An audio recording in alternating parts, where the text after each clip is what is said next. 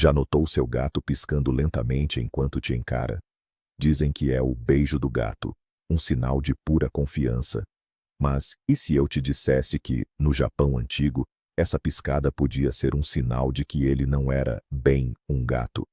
Que, na verdade, ele estava te avaliando como sua próxima vítima? Intrigado? Hoje, vamos mergulhar no mundo fascinante e assustador da mitologia japonesa para entender por que, na Terra do Sol Nascente, os gatos são, ao mesmo tempo, deidades veneradas e aterrorizantes demônios metamorfos. Vamos traçar a jornada deles, do símbolo de prosperidade, o Maneki Neko, até os monstros Bakeneko, capazes de assumir formas humanas. Eu prometo, depois deste vídeo, você vai olhar para o seu bichano com olhos completamente diferentes. Mas afinal, como tudo começou? Como foi que os gatos chegaram ao Japão e conquistaram um status tão complexo e ambíguo? A história deles começa por volta do século VI d.C. Eles chegaram às ilhas japonesas em navios vindos da China. Mas eles não eram meros passageiros. A missão deles era sagrada: proteger as inestimáveis sutras budistas de ratos e camundongos que poderiam roer os pergaminhos frágeis. Dessa forma, desde o início, os gatos foram associados à proteção do conhecimento e da espiritualidade. Eles não eram apenas animais, mas sim guardiões da sabedoria.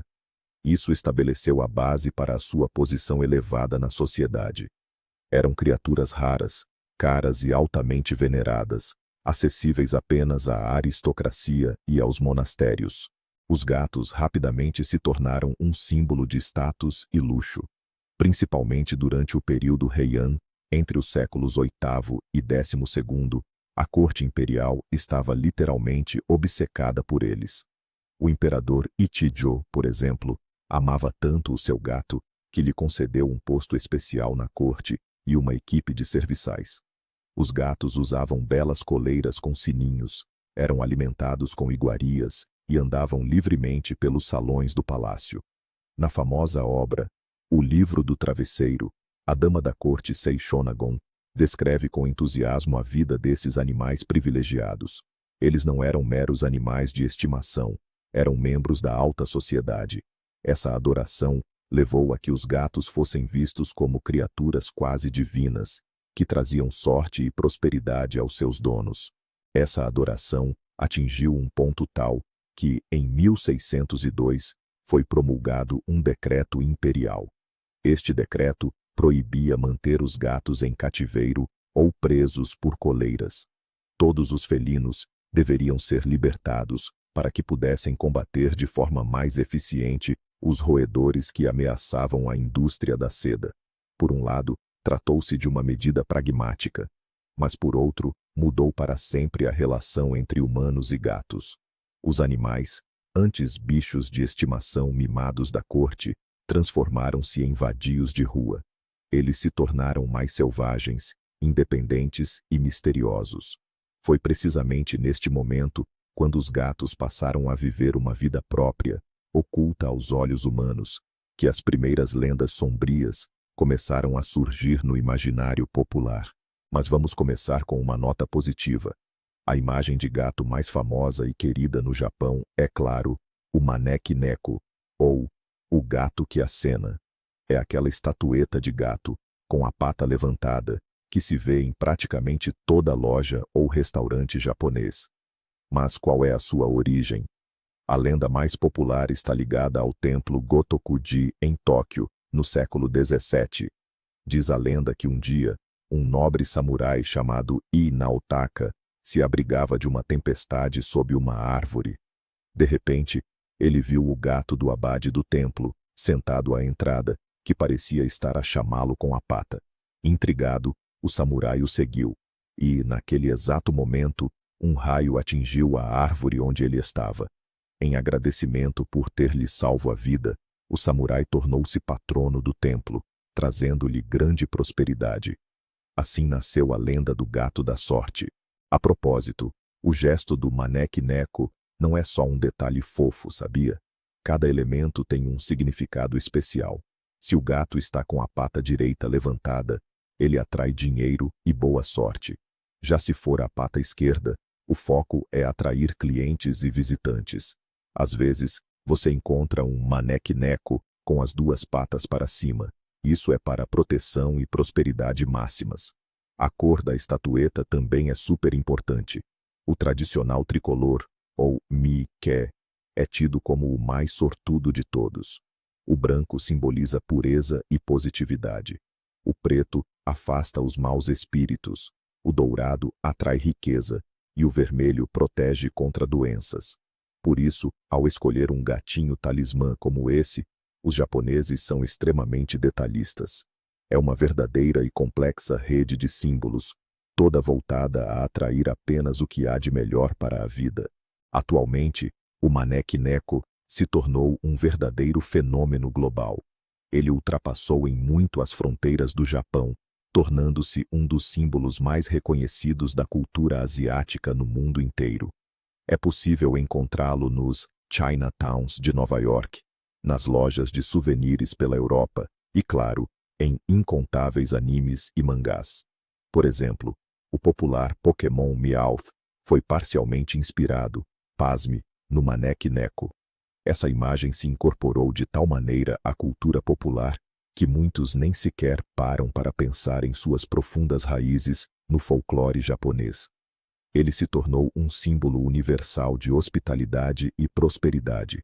No entanto, por trás dessa fachada luminosa e amigável, esconde-se um lado completamente diferente, uma faceta muito mais sombria da natureza felina, sobre a qual vamos falar agora.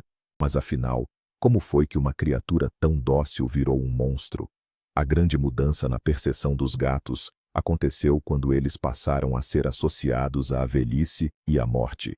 Ao contrário dos cães, que eram vistos como símbolo de lealdade até a morte, os gatos eram independentes. Podiam sair de casa e regressar quando bem lhes apetecesse. Além disso, viviam bastante tempo para os padrões da época. Um gato velho, que sobrevivesse ao seu dono, começava a levantar suspeitas. As pessoas reparavam no seu comportamento estranho, a forma como se punham de pé nas patas traseiras para alcançar comida, ou os sons que emitiam, que pareciam fala humana. Os olhos que brilhavam no escuro e o seu andar silencioso só tornavam tudo mais assustador. Começaram a surgir rumores populares de que os gatos muito velhos adquiriam poderes sobrenaturais e deixavam de ser meros animais. E assim, nasceu o bakeneko, o gato demônio. A lenda dizia que qualquer gato poderia se transformar em um bakeneko se vivesse por tempo suficiente, normalmente mais de 13 anos, se atingisse um certo peso, ou, o mais crucial, se tivesse um rabo extremamente longo. Acreditava-se que era justamente no rabo que toda a energia mágica se acumulava. Uma vez transformado em bakeneko, o gato adquiria todo um arsenal de poderes aterrorizantes. Ele podia crescer até o tamanho de um humano, andar nas patas traseiras, criar bolas de fogo fantasmagóricas e, o que é mais assustador, falar a linguagem humana.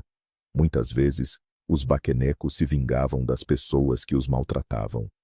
Eles podiam assumir a forma de um membro falecido da família para enlouquecer seus algozes, ou, em casos extremos, simplesmente devorar seu dono e ocupar seu lugar.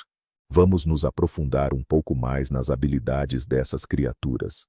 Os bakeneko eram mestres em ilusões e enganos. Eram capazes não só de falar, como também de amaldiçoar pessoas. Uma das suas habilidades mais assustadoras era a necromancia. Acreditava-se que um bakeneko podia reanimar um morto, simplesmente saltando sobre o seu corpo. Por esta razão, os gatos eram mantidos longe dos corpos dos falecidos antes dos funerais. As lendas contam que eles faziam os cadáveres dançar, aterrorizando os vivos. Além disso, podiam beber o óleo das lâmpadas, e acreditava-se que isso lhes dava energia. Imagine a cena. No meio da noite, você vê o seu gato em pé nas patas traseiras, lambendo o óleo de uma lamparina. Convenhamos, seria difícil dormir em paz depois de algo assim. Uma das histórias sobre Bakeneko mais famosas e que mais causam arrepios é o fantasma gato de Nabeshima. A lenda relata a história de um príncipe do clã Nabeshima que possuía uma concubina muito amada. No entanto, um gato pertencente ao seu inimigo, ou Bakeneko, assassinou a moça, bebeu-lhe o sangue e tomou a sua forma. Todas as noites, o Bakeneko visitava o príncipe e lentamente drenava suas forças vitais, o que o fazia definhar cada vez mais. Ninguém conseguia compreender a causa de sua misteriosa doença. Apenas um fiel guarda notou, no entanto, que todas as noites, a sombra da concubina projetada na parede de papel, Shoji, possuía uma silhueta felina. Eventualmente, a farsa foi descoberta e o gato-demônio foi finalmente expulso. Tamanha a popularidade desta história que ela foi encenada diversas vezes no teatro kabuki, tornando-se um marco clássico do kaidan, o gênero de horror japonês. Por causa de todas essas histórias assustadoras, criou-se uma crença popular muito forte. Quanto mais longa a cauda de um gato, mais poder mágico ele concentra, e maior a chance de ele se transformar em um demônio. Esse medo foi tão grande que acabou levando ao surgimento de uma raça de gatos específica. O Japanese Bobtail, com aquela cauda curta e enroladinha, quase um pompom, era visto como um gato seguro. Acreditava-se que, sem uma cauda longa, o gato simplesmente não conseguiria acumular energia suficiente para a temida transformação em Bakeneko. Por isso, filhotes com caudas longas tinham as caudas amputadas, justamente para prevenir essa transformação. É um exemplo bem cruel, mas muito claro, de como a mitologia pode influenciar diretamente o mundo real, chegando até mesmo a moldar a criação e seleção de animais. Mas se você pensava que o Bakeneko era o auge do terror, está muito enganado. Existe uma criatura ainda mais antiga e poderosa, o Nekomata. Ao contrário do Bakeneko, que é o resultado da transformação de um gato doméstico, o Nekomata é uma entidade demoníaca desde a sua origem. Sua principal característica, e a que mais chama a atenção, é a cauda bifurcada, dividida como um garfo. Diz a lenda que quando a cauda de um gato velho se divide, ele atinge o estágio supremo da evolução demoníaca. O Nekomata é muito mais malevolente e poderoso do que o Bakeneko. Enquanto o Bakeneko costuma se vingar por ofensas específicas, o Nekomata simplesmente se deleita com o caos e o sofrimento humano. Mas afinal, quais são as principais diferenças entre esses dois demônios felinos? Primeiro, a origem. O Bakeneko é um produto do mundo humano, a transformação de um animal de estimação. Já o Nekomata é frequentemente descrito como um espírito da montanha, um yokai, que, desde o início, é selvagem e hostil aos humanos. Segundo, o poder. O Nekomata possui todas as habilidades do Bakeneko, mas elevadas ao extremo.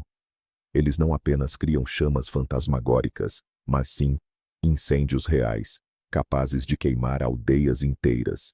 E se o Bakeneko assume a forma humana para enganar, o Nekomata pode fazer isso apenas por diversão, para semear a discórdia e a morte.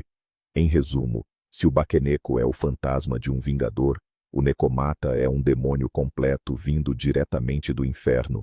As lendas sobre os Nekomata da montanha são particularmente aterrorizantes. Elas contam a história de gatos gigantes, do tamanho de um tigre, que habitam o coração das serras e caçam humanos. Eles imitam o choro de um bebê para atrair viajantes, e em seguida, atacam e os devoram. Acreditava-se que essas criaturas eram tão astutas que conseguiam compreender e até antecipar as ações humanas. Eles eram a própria personificação da natureza selvagem e indomável, sempre hostil à civilização. Essas histórias serviam como um alerta severo para aqueles que se atreviam a ir longe demais nas inexploradas florestas da montanha. A imagem do imenso gato devorador de homens se estabeleceu firmemente no folclore japonês como um dos yokai mais perigosos. Existe outra ligação interessante e um tanto sombria entre os gatos e a cultura japonesa, que envolve os famosos distritos do prazer. Geishas e cortesãs frequentemente tinham gatos como animais de estimação. Tal como elas, os gatos eram vistos como criaturas graciosas, misteriosas e que viviam segundo as suas próprias regras.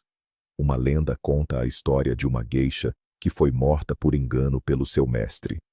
Ele acreditou que o gato fiel a tinha atacado, mas na verdade, o felino tentava avisá-la de uma cobra no teto. Após a morte do animal, o seu espírito permaneceu para se vingar do agressor. Esta narrativa sugere que, mesmo em contexto de vingança, a lealdade felina era a força motriz, acrescentando tragédia e profundidade à sua imagem, já de si, demoníaca. A crença na ligação dos gatos com o mundo dos mortos sempre foi muito intensa. Além da suposta capacidade de reanimar cadáveres, também se acreditava que podiam roubar a alma de quem estava a morrer.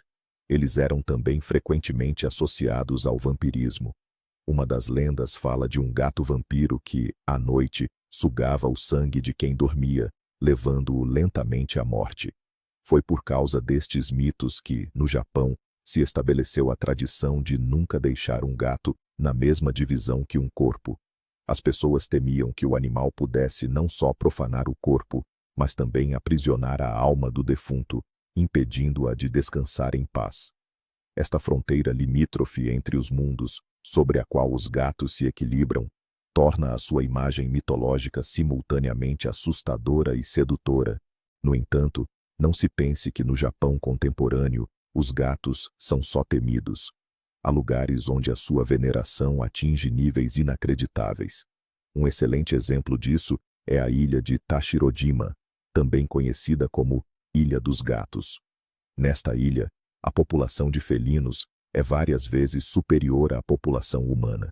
Os moradores locais, na sua maioria pescadores, acreditam que os gatos trazem sorte e uma farta pescaria. É proibida a permanência de cães na ilha, e no seu centro, ergue-se um templo dedicado a um felino que morreu acidentalmente, atingido por uma pedra. Este local é a prova viva de que a imagem positiva da gata protetora ainda é muito forte na cultura japonesa e convive perfeitamente com as lendas mais sombrias do passado. Essa dualidade se reflete de forma marcante na cultura pop atual, em especial nos animes e mangás. Por um lado, temos assistentes felinos fofos e sábios, como a Luna de Sailor Moon, ou o Didi de All Serviço de Entregas da Kiki. Eles incorporam traços positivos como sabedoria, lealdade e proteção mágica. Por outro lado, o gênero de terror explora ativamente as figuras do Bakeneko e do Nekomata. Por exemplo, no anime Mononoke, um dos arcos é inteiramente dedicado à investigação de um caso envolvendo um gato demoníaco, Bakeneko. Autores contemporâneos jogam de forma brilhante com esse contraste, criando personagens que conseguem ser, ao mesmo tempo, encantadores e mortalmente perigosos. Isso capta perfeitamente a essência de seus protótipos mitológicos. Então, por que exatamente os gatos? Por que foram eles que se tornaram os portadores de uma simbologia tão complexa e dual? A resposta reside na sua própria natureza. Os gatos são criaturas liminares, seres que existem no limite. Eles vivem lado a lado com os humanos, mas jamais lhes pertencem por completo. A sua independência, as escapadelas noturnas, os movimentos silenciosos e os olhos que brilham na escuridão sempre despertaram nas pessoas uma mistura de fascínio e medo ancestral.